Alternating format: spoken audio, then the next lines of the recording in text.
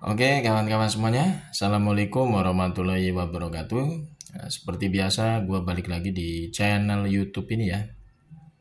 Oke, untuk kesempatan kali ini gue ingin sedikit membahas ini ada terkait dengan statement Pak Prabowo kemarin ya. Kemudian Pak Prabowo kemarin memberikan semacam konferensi pers terbuka di istana gitu ya. Ya, istilahnya merespon berbagai macam peristiwa aksi demonstrasi ya di beberapa daerah kemarin yang semakin eskalasinya semakin besar gitu ya, sampai dia namanya dalam tanda kutip penjarahan gitu ya, rumah Eko Patrio, Uya Kuya ya disikat, diacak-acak gitu ya. Nah, Pak Prabowo ini mengatakan dalam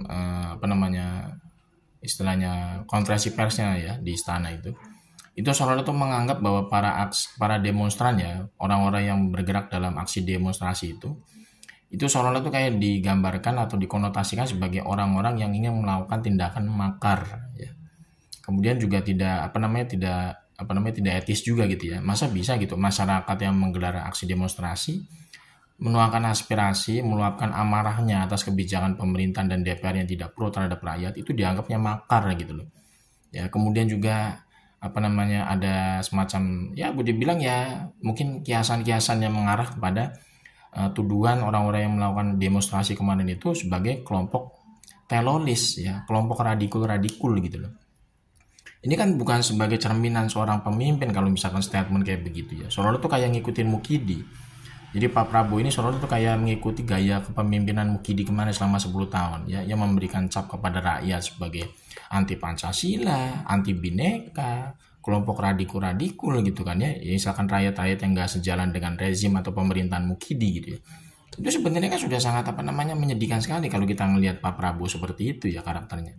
Kalau Pak Prabowo ini menduplikasi rezim Mukidi selama 10 tahun kemarin, diduplikasi ke dalam rezim pemerintahan beliau sekarang sampai 5 tahun ke depan, ini otomatis kan akan menjadi menjadi bumerang ya bagi pemerintahan Pak Prabowo sendiri.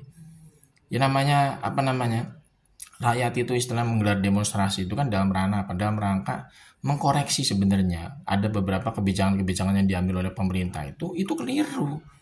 Ya kan, perkara nanti masyarakat ada yang demonstrasinya ngacak-ngacak rumah Eko Patrio, ngacak-ngacak fasilitas umum ya.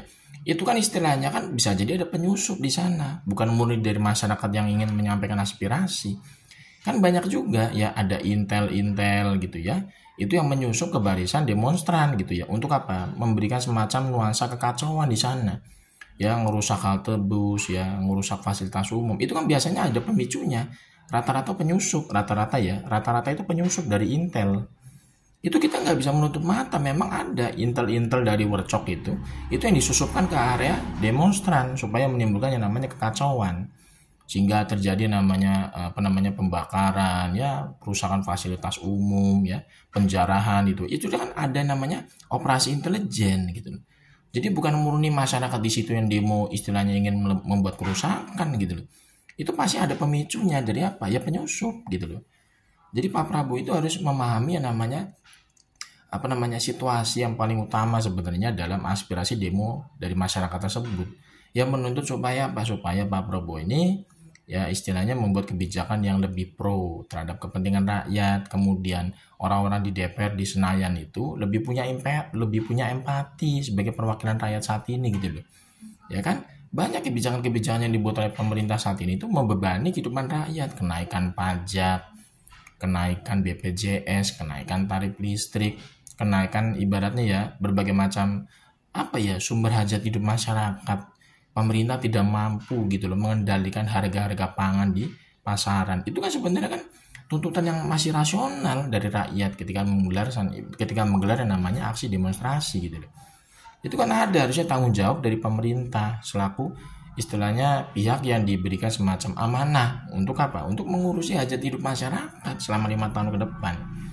Dan anggota DPR juga sama, anggota DPR itu menjadi perwakilan rakyat di Senayan. Harusnya mereka itu membuat produk undang-undang itu yang sejalan dengan kepentingan rakyat.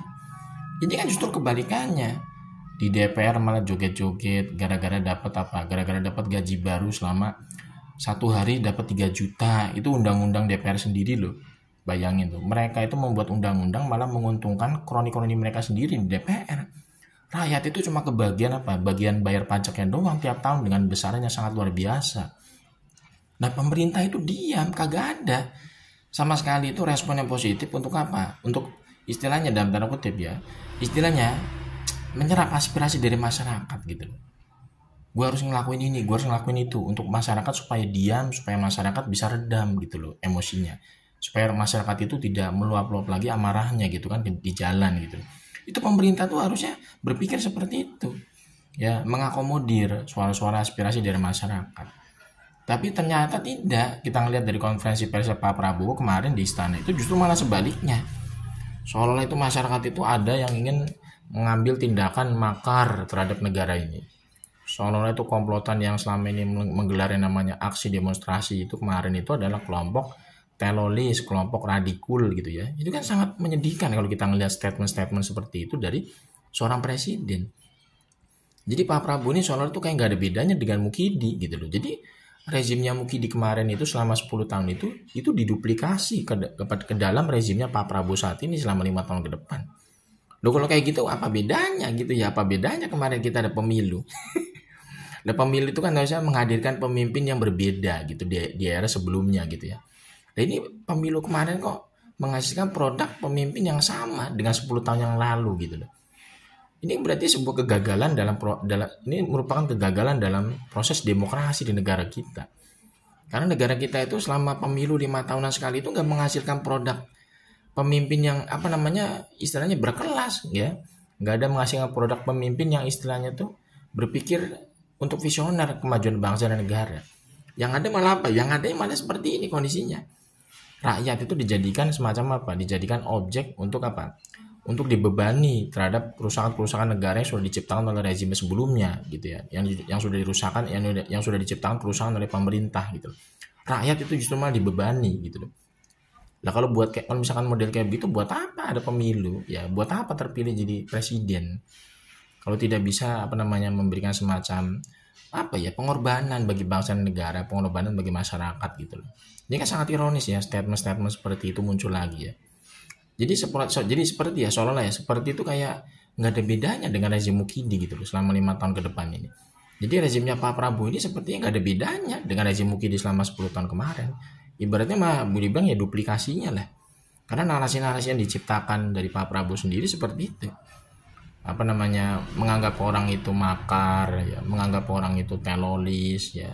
Ibaratnya itu kan sebenarnya statement-statement narasi-narasi yang dibangun oleh Mukidi kemarin selama 10 tahun jadi presiden. Lah kalau kayak begitu ya nggak ada bedanya berarti ya, antara sekarang sama yang kemarin nggak ada bedanya.